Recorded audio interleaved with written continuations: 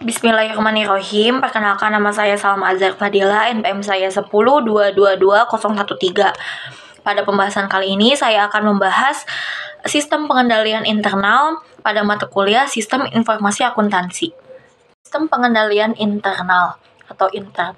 Sistem pengendalian internal meliputi struktur organisasi, metode, dan ukuran-ukuran yang dikoordinasikan untuk menjaga kekayaan organisasi, mengecek ketelitian dan keandalan data akuntansi, mendorong efisiensi, dan mendorong dipenuhinya kebijakan manajemen. Selanjutnya, tujuan sistem pengendalian internal antara lain menjaga kekayaan organisasi, mengecek ketelitian dan keandalan data akuntansi, mendorong efisiensi, dan mendorong dipatuhinya kebijakan manajemen. Menurut tujuan sistem pengendalian internal dibagi menjadi dua macam, yaitu sistem pengendalian internal akuntansi dan pengendalian internal administrasi. Untuk pengendalian internal akuntansi adalah bagian dari sistem pengendalian internal meliputi struktur organisasi, metode, dan ukuran yang dikoordinasikan terutama untuk menjaga kekayaan organisasi dan mengecek ketelitian dan keandalan data akuntansi. Untuk pengendalian internal administrasi meliputi struktur organisasi, metode dan ukuran-ukuran yang dikoordinasikan terutama untuk mendorong efisiensi yang dipatuhinya kebijakan manajemen. Tujuan pokok sistem pengendalian internal terbagi menjadi 4 macam.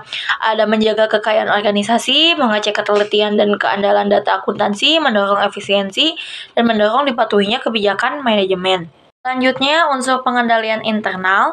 Unsur pokok sistem pengendalian internal adalah struktur organisasi yang memisahkan tanggung jawab fungsional secara tegas. Yang kedua, sistem wewenang dan prosedur pencatatan yang memberikan perlindungan yang cukup terhadap kekayaan utang, pendapatan, dan biaya. Yang ketiga, praktik yang sehat dalam melaksanakan tugas dan fungsi setiap unit organisasi. Yang keempat, karyawan yang mutunya sesuai dengan tanggung jawabnya.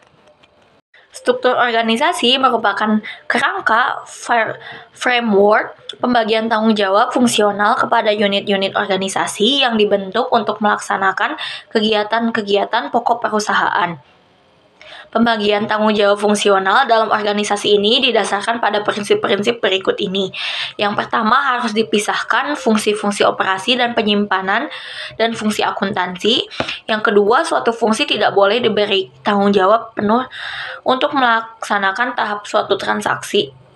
Untuk menjamin praktik yang sehat dalam melaksanakan transaksi pembelian, misalnya sistem pembelian yang disusun dengan dasar berikut ini. Yang pertama, transaksi pembelian harus dilaksanakan oleh beberapa fungsi yang bekerja secara independen.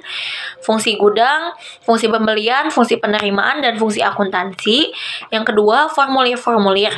Surat permintaan pembelian, surat order pembelian, laporan penerimaan barang, dan bukti kas keluar dirancang bernomor urut tercetak. Lalu yang ketiga, secara periodik diadakan rekonsiliasi antara buku pembantu persediaan yang diselenggarakan oleh fungsi akuntansi dengan persediaan barang secara fisik di gudang. Lingkungan pengendalian memiliki 4 unsur. Yang pertama, filosofi dan gaya operasi. Yang kedua, berfungsinya Dewan Komisari dan Komite Pemeriksaan. Yang ketiga, metode pengendalian manajemen. Yang keempat, kesadaran pengendalian. Gambar unsur sistem pengendalian internal dalam lingkungan pengolahan data elektronik. Gambarnya seperti gambar di samping. Ada bagan, yaitu sistem pengendalian internal terbagi menjadi 2, lalu pengendalian internal akuntansi dan pengendalian internal administrasi. Lalu pengendalian internal akuntansi terbagi menjadi 2 lagi, pengendalian aplikasi, pengendalian umum. Lalu pengendalian aplikasi terbagi menjadi ketelitian kelengkapan, lalu pengendalian umum yaitu organisasi. Terakhir, pengendalian internal akuntansi terbagi menjadi 5. Yang pertama ada pengendalian umum, general control. Yang kedua, pengendalian terhadap sistem dan program. Yang ketiga, pengendalian terhadap fasilitas pengolahan data.